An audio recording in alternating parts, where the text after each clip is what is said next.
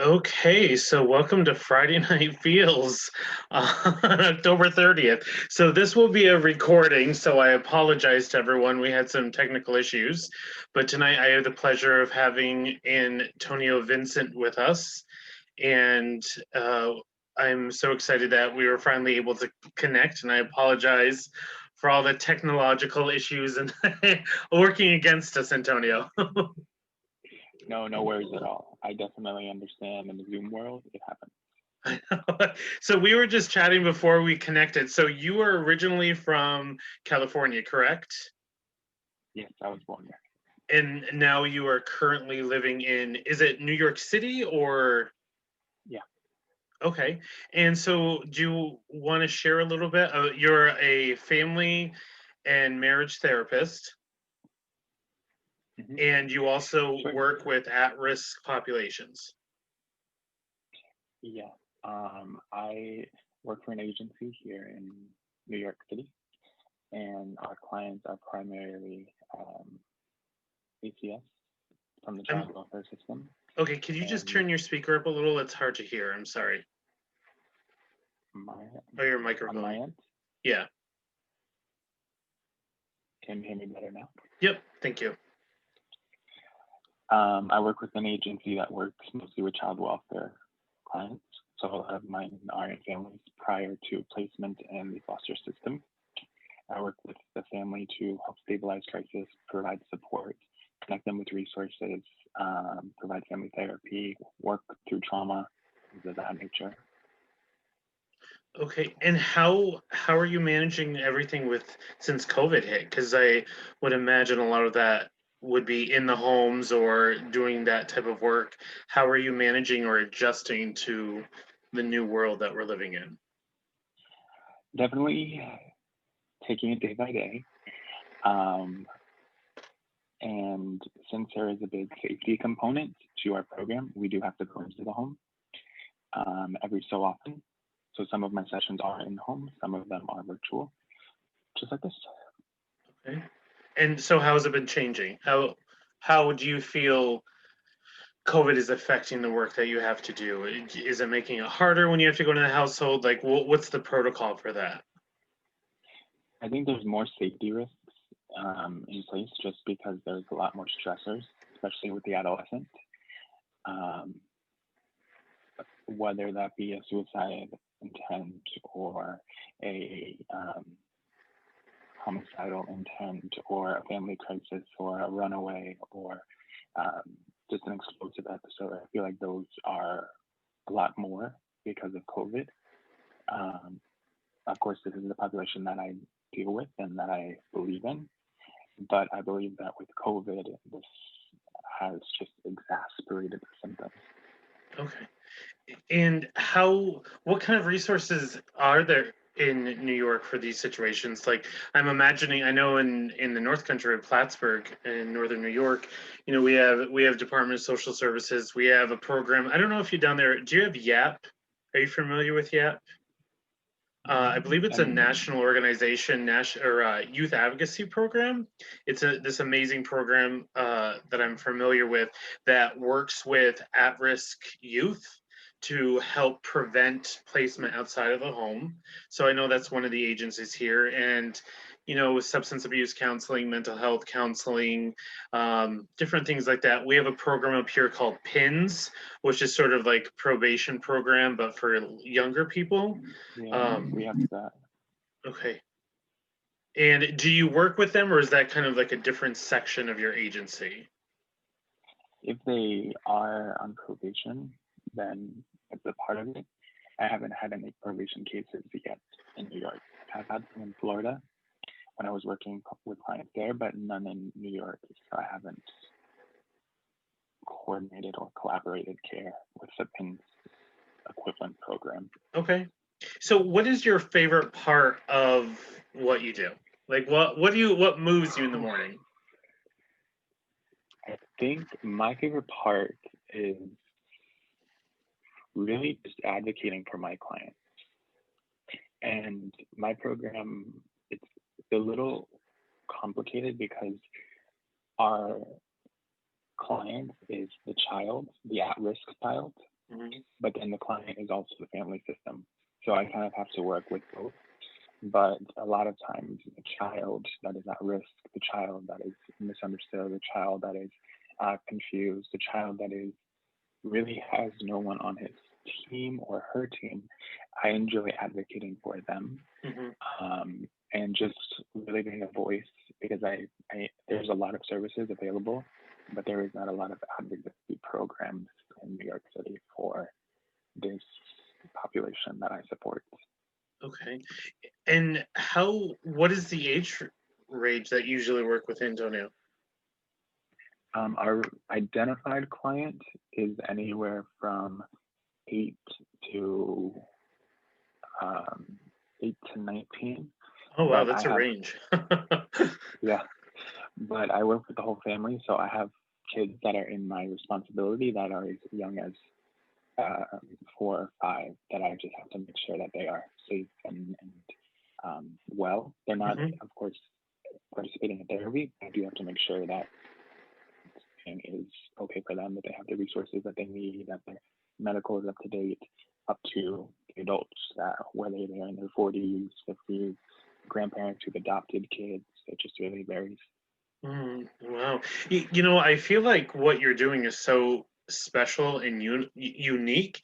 Because your degree, family and marriage therapy, and I know that in this area, I get calls often of, "Do you do family therapy?" And there really aren't a lot of people in this area. I want to be, that are really trained. I think you have to be really trained in family therapy. It's its own Yeah, specialty. Would you agree yeah, with that, or? yeah, definitely.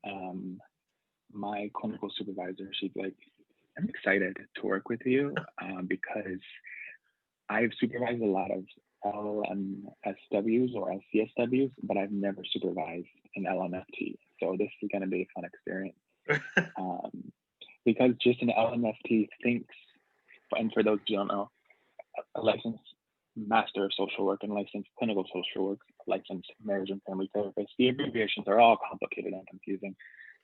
Marriage and family therapists, they think differently and they process things differently, and they see it as the unit, as opposed to like a clinical social worker just sees the individual, for lack of a better term. Mhm. And if you don't mind me asking, in your education, there must be that focus where you're really looking at systems, Yes, like my my primary degree is in marriage and family therapy. So 90% of my courses were like systems related and family related and marriage related and EFT related. And if people ask me like EMDR, I'm like, I'm not really, I can't really tell you what EMDR is, but if you ask me what EFT is, or if you ask me what um, functional family therapy is, like I can summarize it for you. hmm And we have to like study those. But I took maybe 3 or 4 classes that were specific for mental health counseling.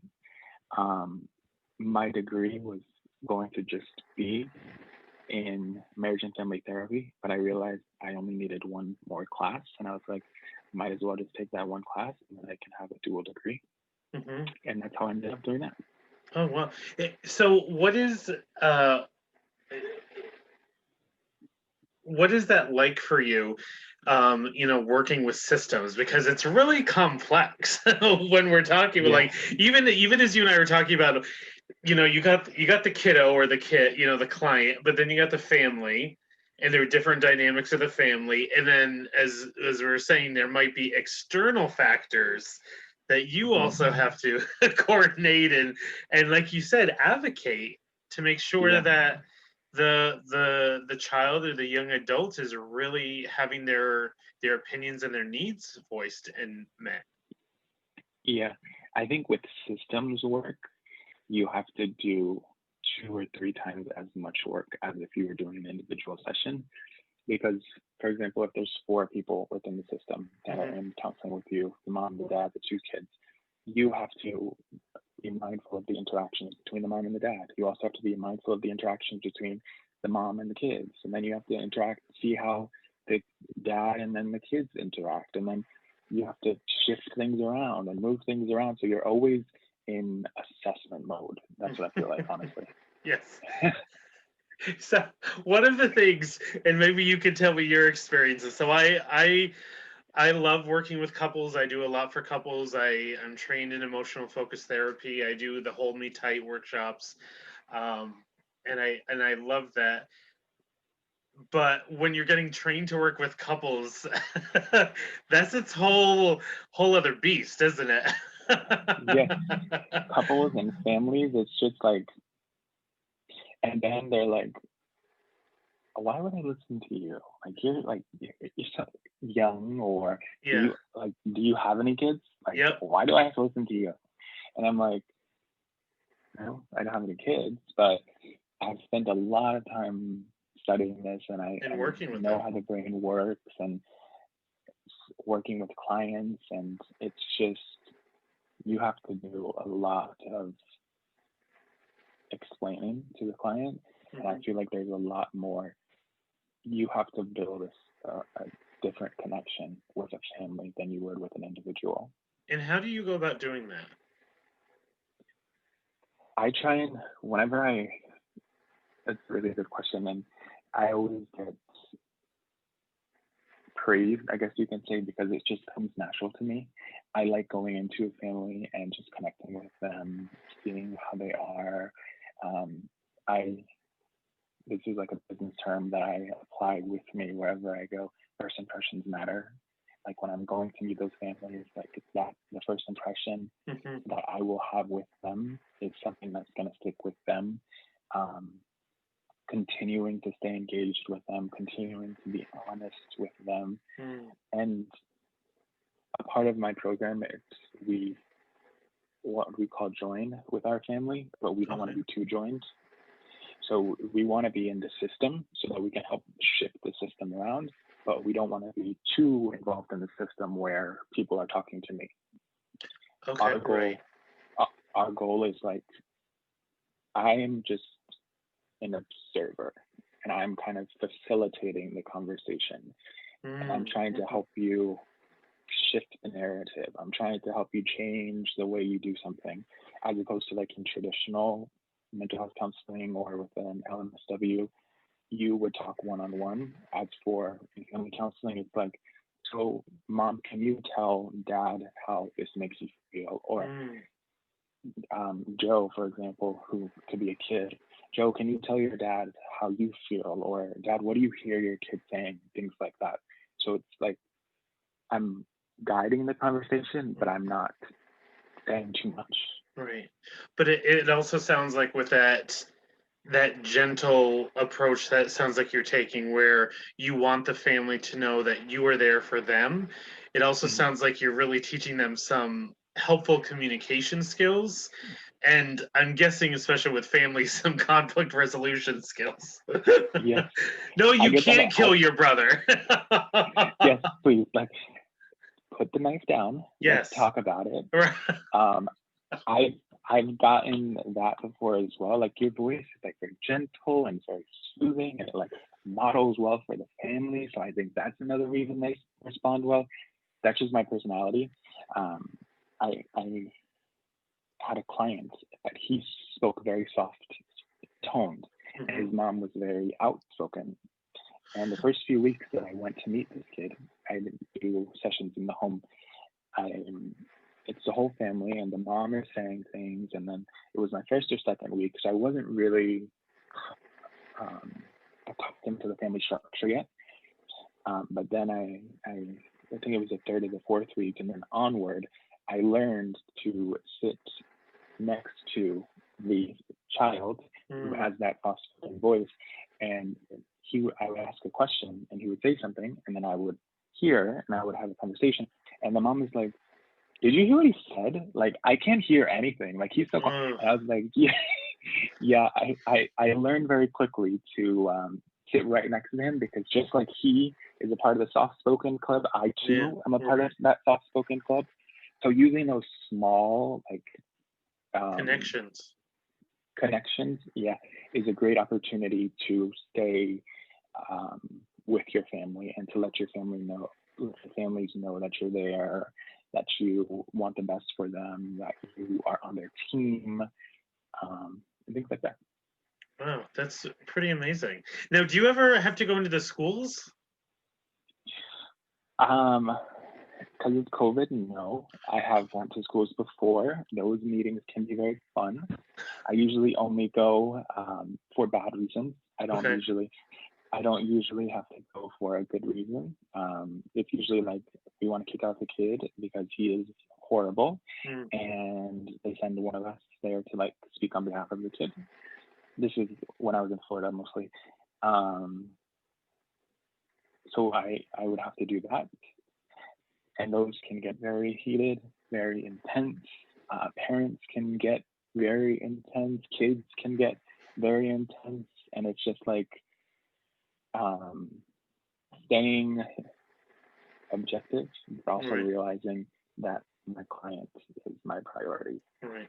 I would probably find myself using the same skills of, well, principal, what do you hear the teachers? Like I would just find Yeah, myself doing that. Just to yeah, kind of like de-escalate a wee bit. and a lot of reframing, like a lot. Like I hear that the kid is still struggling, but if you look at where he was 3 months ago or Right. 4 months ago, he's made amazing progress. Hmm. He's only been with us for a month, so like for lack of a better term, we still need time. Right. So kicking him out Yes. and sending him to an alternative school is not the best solution, in my opinion, or our opinion as Right. the agency.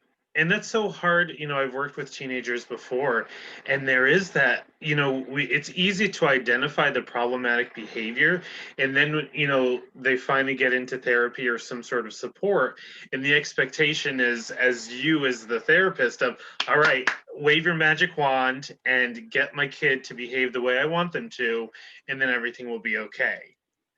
Yeah, that is true. There is times where before I was a therapist, I was a mentor, and that's where your boundaries come into place.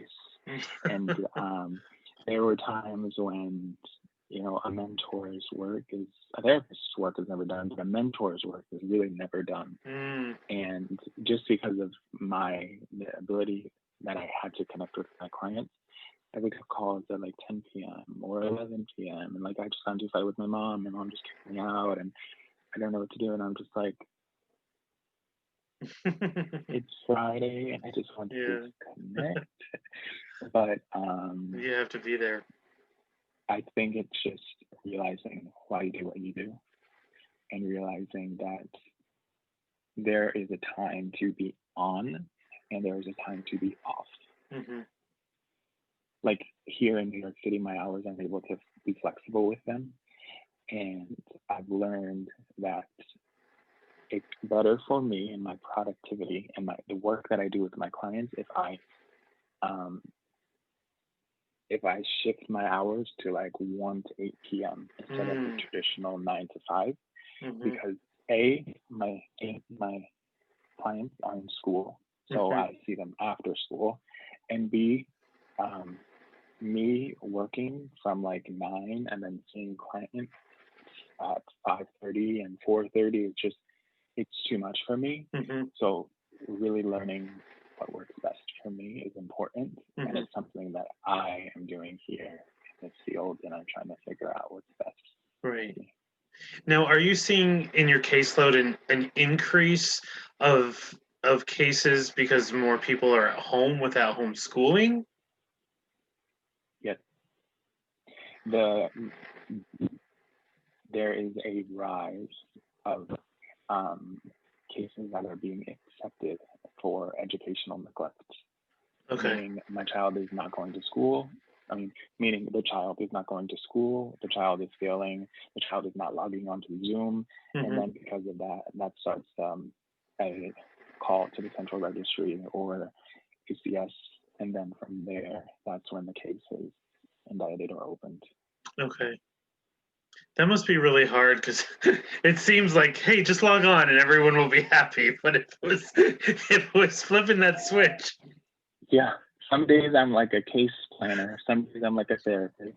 Some days I'm like a coach. Some yeah, days I'm like come on, a you can do it. advocate. Zoom's your friend. Zoom just wants to, like tonight, Zoom's our enemy, but Yeah. it works against us. That's Yeah. hard.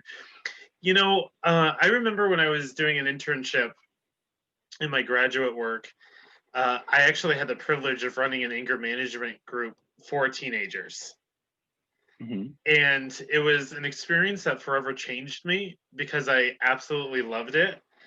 And as much as I learned creating it, working on it, I learned just as much as from the kiddos as I think they learned Yeah. from, like, it was a really beautiful exchange. Yeah. And there was, it was hard because you would see the intake paperwork, everything they've done wrong. But then as you start pulling the layers apart, as I'm sure you do, as you do, you see all of the things that they've experienced. Yeah. And I think that's part of Yeah. that systems work is it's not just the bad behavior, you're seeing what's creating the bad behavior. Yeah.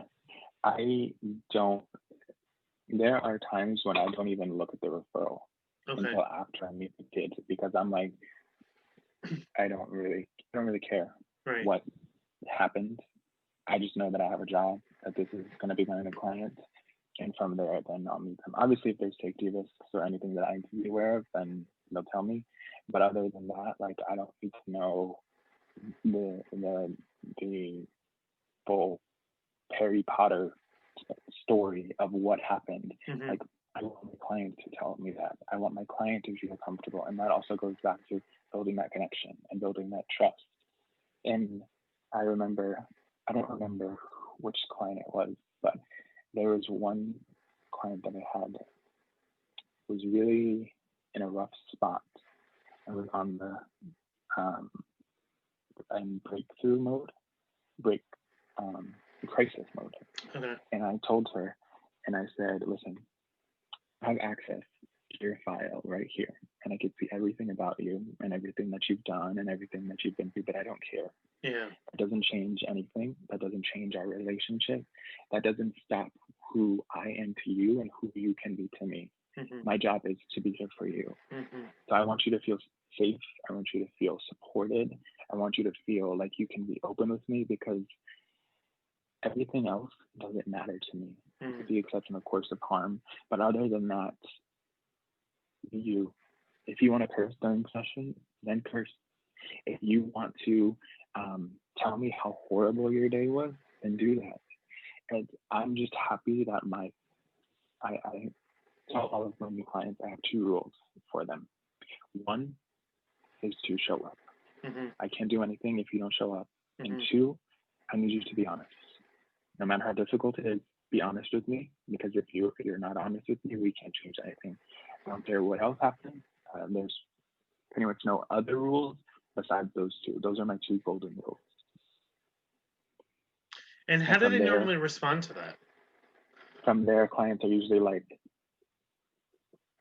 they're like stood up and they're like, whoa. And the parents are usually like, What's this? This is new. yeah, yeah, I know when I was doing the anger management group, we were talking about emotions and it's, how us counselors are. It's always feelings, feelings, feelings. And I remember one of the participants stopped me and said, "Patrick, we get what you're saying and we get it. But we can't show our emotions at school because the other kids will destroy us." And I remember that even as I say it now, it just took my breath away of knowing these are just like some innocent kids who have gone through some really in my view, they're just trying to survive in a world that they don't have the skills yet of how to really do that. So it really changed the way that I looked at it, and I changed the dynamic of the group to try to help them to have some healthier coping skills, but also be able to find a way where they could take care of themselves emotionally in a safer, uh, kinder way than what they had been doing. Yeah. When I was mentoring, I was a mentor with the school district, and that was one of my experiences that I will cherish with me forever, Hmm. because the school would always send me the bad kids, Mm. Bad. and the bad kids, yeah. Which Don't are get me wrong, usually the some of ones them I love were. the most. They're usually the ones I You, love the most. don't get me wrong, some of them are, but some of them just were misheard, misunderstood, or forced to be rushed, or not supported. And I'll never forget, I was there as a mentor, and this was a Title I school, so it was like a low income school. There was also an on campus counselor, a mental health counselor. She was there as well. And me and her, we were the dynamic duo.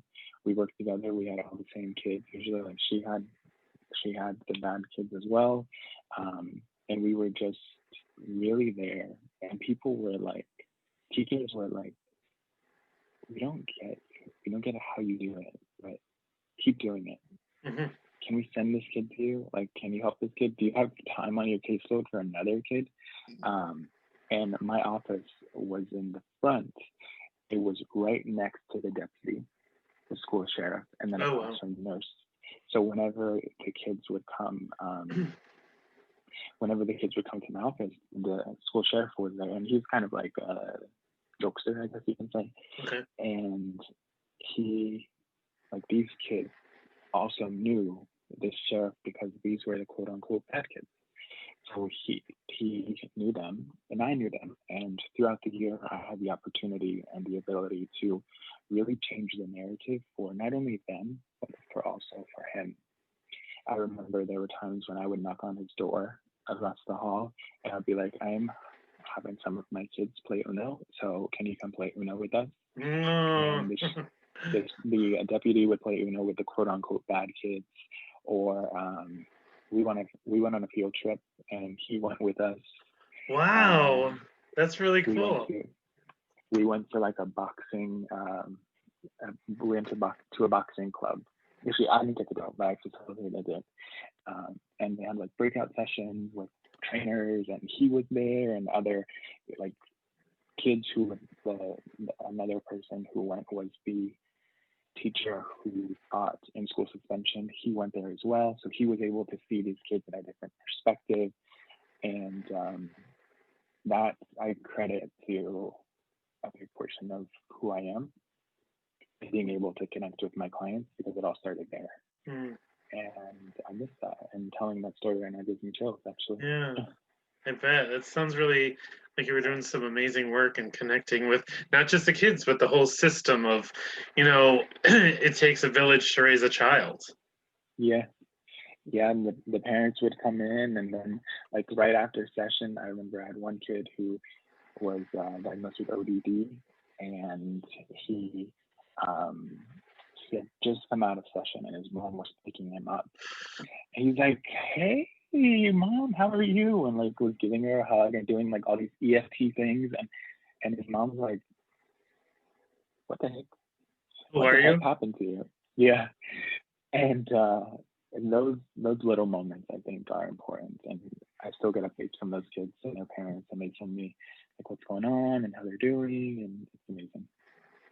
That's another reason I do it, to see the progress, not only in the short term but also in the long term. Right. And how long, like when you have a client in your caseload, is there usually a time frame that you work with them, or is it just until they meet their goals? They're usually with us for 6 months. Okay. um, 16 to 24 weeks, somewhere out there. Okay. So what do you think working with families and couples, what are some of the hardest things that you have to deal with, or what are some of the most biggest challenges that you face? Um, the biggest challenges that I face when dealing with couples is, I think, everyone wanting something different Hmm. and not being able to get the family or the entire age. Or another thing is retention. Not retention for the client as a whole, but retention for the family.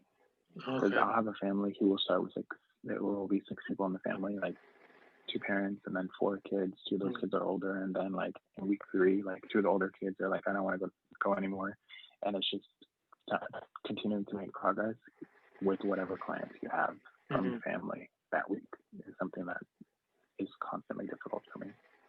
That's going to be really difficult. And then being constantly able to be flexible with that has to be hard, because if you have 2 of the 6, you still have 2 people where you're like, all right, let's see what we can work with and what skills we can do and how I can be that helpful person in their lives, even if it's not the ideal situation. Yeah. And I am learning now. I am used to doing crisis work. Okay. I did a lot of that in Florida. A lot of my clients right now in New York are crisis clients or high-risk clients. But I'm also learning that right now, just being there with my clients and checking in and being consistent in their life and asking them, do they need anything? Asking them how things are going is just as much therapy as tell me how you're feeling. And let's talk about that trauma, because in therapy, you can't really tell like what is the right amount of therapy and what is the wrong amount of therapy. And in the age of COVID and online learning and online counseling sessions, I realized that just checking in with my parents and kind of giving them small tools to help change their frame, we call it, is just as sufficient as sending them to a full trauma EMDR experience. And I think that's really important, because I've worked with, last time I had a colleague and friend of mine on who was talking about mom guilt. And, she's a mom of 3 kids, and, just all of the expectations. And we had that conversation where in my work, sometimes it's just that gentle reminder to parents of saying, you're doing a good job.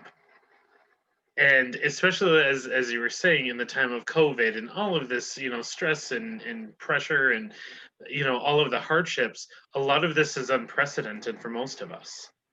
And not knowing what you're doing, you're pretty much along all of us. It's figuring out the new normal. Yeah. The same thing is true with the kids too. Like, it's even, if not twice as stressful for them. Like not being able to socialize or see friends and having a hard time logging in. And I have one client who is a high-risk client, we had a conference with the child welfare system, as well as with our program, because there was allegations that he was selling drugs.